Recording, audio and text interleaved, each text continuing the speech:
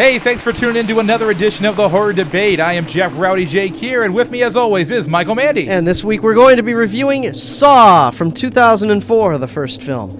Basically this film's about, it kind of drops you in the middle of it. Right at the beginning, bam, the lights come on and you're going, what the heck is going on? You find these two guys in the nastiest, stinkiest bathroom, kind of reminds me of my high school.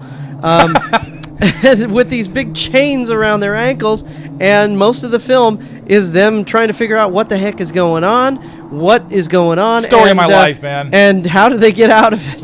That's a story of mine. Well, I'll tell you the truth, man. This movie, once again, we've talked about this before, the internet hype machine. Oh, okay? yeah, it went nuts. This started big time. I remember, I'm going to tell you a little story. I remember when you brought this.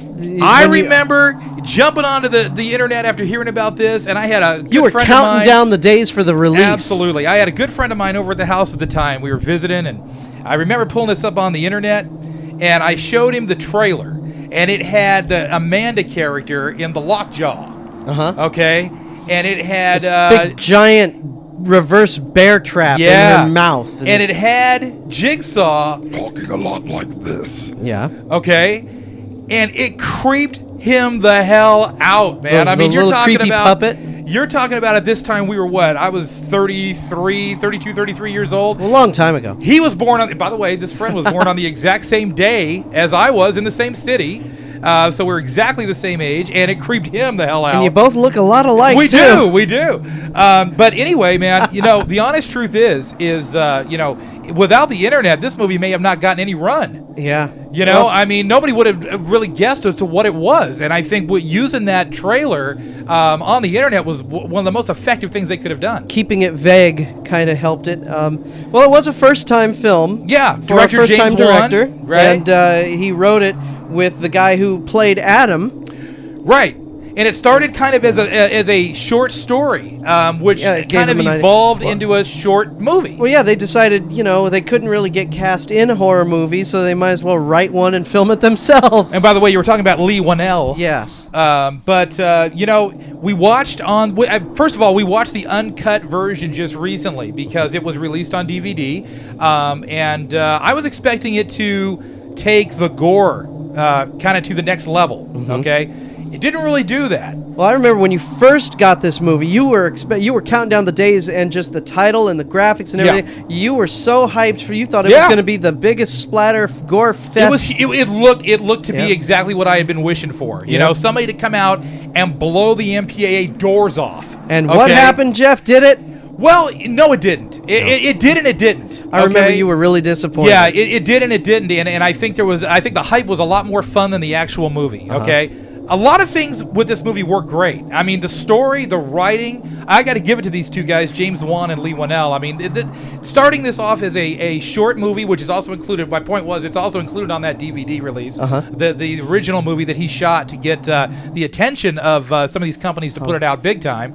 And they did such a fantastic job of making the story up, making these torture devices and these games for the characters to have to play in order to survive.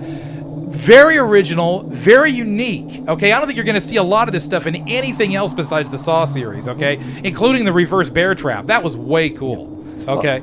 I'm not into torture, okay? I mean, that's not what your wife says. I'm into whips and chains, not torture.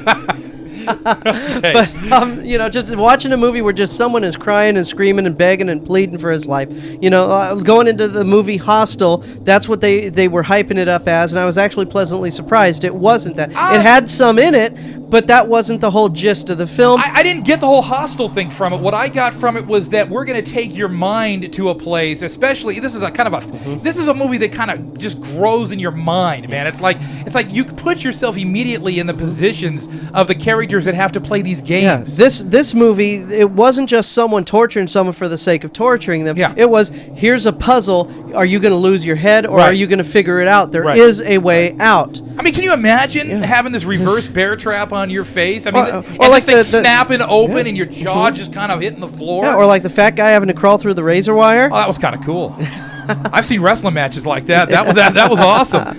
Yeah, but so I was actually pleasantly surprised with this film. Like you said, we were all expecting a gore fest, a freak fest, and everything, and it actually had a plot. Had some elements of the movie Seven in it, if you want to know the honest truth. It kind of reminded me of that, especially in that scene that you just brought up about the razor wire with the fat guy and the razor wire, kind of the gluttony kind of thing. The fat guy having to survive naked through the, that it came to mind, especially with the dirty sets, the dark, dingy, get up. It reminded me a lot of that Seven vibe. Reminded me a lot of your. No, I won't say it. Oh, hey man. So now I'm going to go into kind of the disappointing side of this movie, and unfortunately, I thought this was a fantastically written movie that had a lot of bad acting. Okay, and I'll tell you why. I thought it was overacted.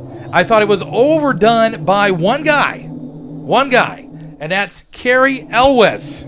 Okay, really? I thought he annoyed the heck out of me from the time Cary Elwes has been around a while. He's done a lot of films. He did Robin Hood Men in Tights. He can have them.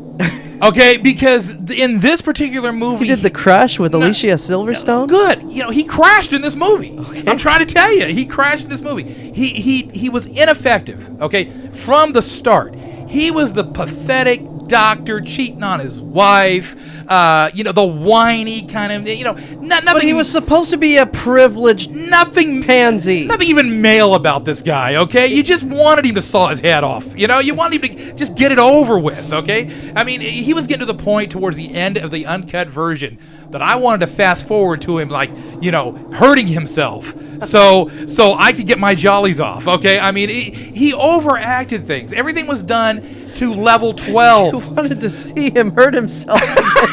Well, it was either him or me. I was going to hurt him if he didn't, okay? All right, that's where we were at. So I'm just telling you where my mindset was by the time I got done with this flick, okay? Now, I've seen him in other things. I've seen him in comedies. I've seen him in I think I've even seen him in like an action film or two. But this, in the horror genre, the guy just doesn't fit. He does things with his body language and with his vocal tone and how he takes everything to like level 12 that, to me, in this movie, especially in the condition this character was supposed to be in this frantic situation where you're locked to the wall with this chain, you've got a hacksaw sitting there, and believe me, I was praying the guy was going to use it on himself. and he just didn't seem desperate enough. He didn't seem, like, I got to get the hell out of here. He didn't seem like that to me. The other guy, Lee Winnell, he did a better job. I'm not saying he was perfect either, because by far, and Lee Winnell's the guy who wrote the film. Yeah, but he wasn't perfect either. Okay, he had to stick to writing. That's just my opinion at this point. Okay, these two guys really dug under my skin a little bit. But to round it out, you got Danny Glover.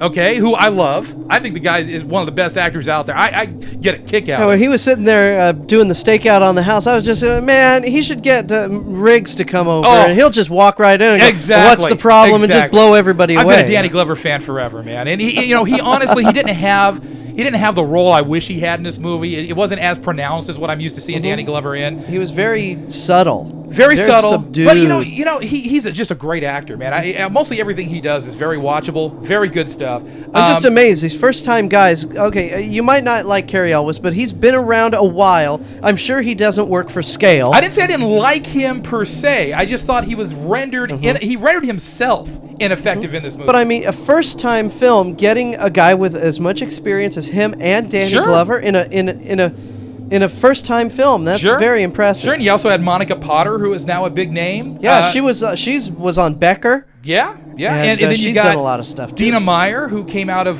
this isn't a wonderfully fantastic movie, but Starship Troopers. and she's cute. I mean, she's cute. You can't deny that. So, I thought the cast, man, it was pretty happening. Very impressive for a first-time film. Pretty happening. Another thing I liked about this film was, believe it or not, I know it kind of gets complex in the middle, but it starts out so simplistic. It starts out almost like a one-act play. Most of the action takes place in one room, one set, and it's mostly dialogue-driven. And then they talk, and it's mostly explained in flashback scenes. Yeah.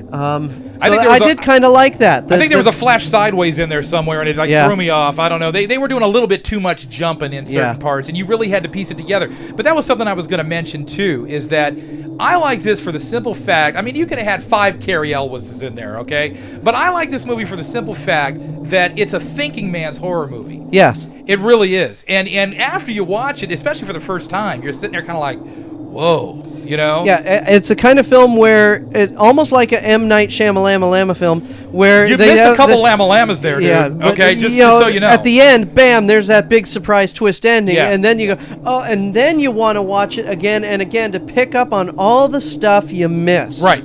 Absolutely, absolutely, and that's why I thought that a lot of these movies they're re-releasing these uncut versions. They're adding like a split second here, a split second here. There was another cut here.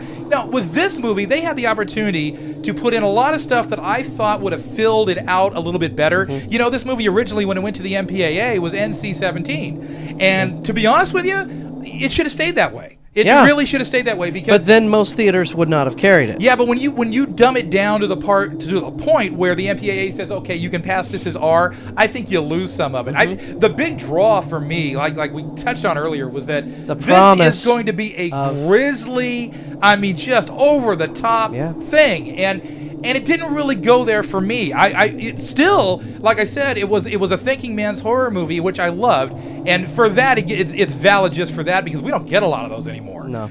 We get everything explained to us 4 different ways by the time the movie's over. Spoon-fed. Yeah, and we cannot end this review without mentioning Tobin Bell, and I realize that he didn't have a huge part in this movie, but the part that he did have was awesome. It was fantastic. I can't give it away because that's part of the major plot of the film, and for the 3 people that haven't seen this yet that love this genre, you have to go see it just for what he does towards the end of this movie. That bugged the heck out of me. Yeah. When it happened, it's like, oh no, come on. Oh no, yeah. It could not have happened in real life. You know what I would have done though? How could that not have happened in real life? You telling me? Okay, spoiler warning. Spoiler warning. We're going to blow it for the 3 people who have not seen this film, all right? I opened my mouth. Okay. Spoiler warning. I'm sorry. Nobody can sit there laying down, face down for 7 or 8 hours without making a sound. No farting, no burping, no lowered breathing. His heart rate with the stuff that he took. They didn't explain that in this movie. Yes, they did. In the uncut. Yes, they absolutely did. Watch it again. No, they do it in the third movie. You were dozing off again. You were dozing off again? In the third movie. No, well, okay. All right. In the third movie, I took muscle relaxants. All right. Third maybe movie. Maybe you're right. First movie, he just stands up and goes, but you know what, though? Now, what I would have done, if I was the director, I would have done a high noon on this thing. I would have said, look, in the note thing, it would have said, you've got 1 hour to get out of here and make the movie in real time. Yeah.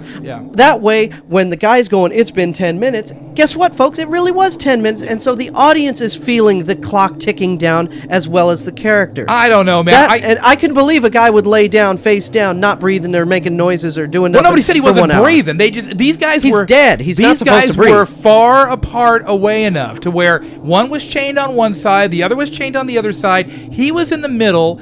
You're not. One guy was close enough to get the thing out of his hand. But you're not. They're not paying. They're frantic. I mean, even if the guy was breathing like very shallowly, you're not going to notice that. You see the guy's head splattered all over the floor. You're figuring the guy's dead, right? Right. So that's what took everybody who went to see this movie. That's what took them in. Was that part of the story? Was when he rose.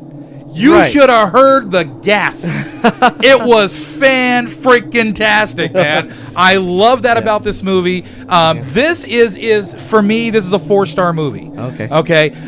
It's effective in so many ways, and it didn't live up quite to the promise. Because I'll tell you the honest truth, I don't think there's any way it could have lived up to what I thought it was going to be. Because when I saw that trailer and I saw the reaction of my buddy, and it kind of willied me out too. Even the graphics, they show the blade, the foot, all nasty. And everything, and just everything. Gray and white. The posters, the promo posters, all just off the hook. Yeah. Literally. I mean, it was insane, and you got to give it to what they tried to do, and I actually think that in certain ways.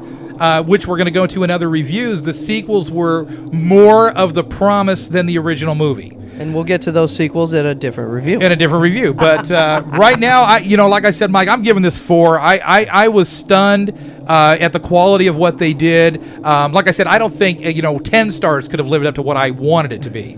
So it would have been unfair, But a solid 4. Yes, definitely a thinking man's horror film. I really liked it. It wasn't just a torture. There was actually a way to get out. You just had to think rationally and don't lose your head. And most of them didn't. Yeah. Well, like I said, man, you're not going to find a movie as intense, especially the first time you watch it. And very impressive for first-time directors, too. Yeah, absolutely. Very James Wan, awesome. And not only that, they're all the way over in Australia, New Zealand area. How they got their film got all the way over to Hollywood and Los Angeles and got people over there excited and said, okay, let's bring these guys all the heck. Well, can you imagine if they totally amazing. circumvented Hollywood and all of the rules and everything, and if they were able to unleash the beast of what they wanted to unleash? Wow. I would have been there. That would have been great, But I don't think Hollywood screwed this one up so bad. No. I was impressed. All right. Give it some stars, Mike. This is a 4-star film. Definitely. 4 stars? Okay. Like I said, I wish that our listeners are smart, but they don't. They can't read your mind, bro. Yeah. All right. Okay. I'm Michael Mandy. He's Rowdy Jeff. We'll talk to you next week at the Horror Debate.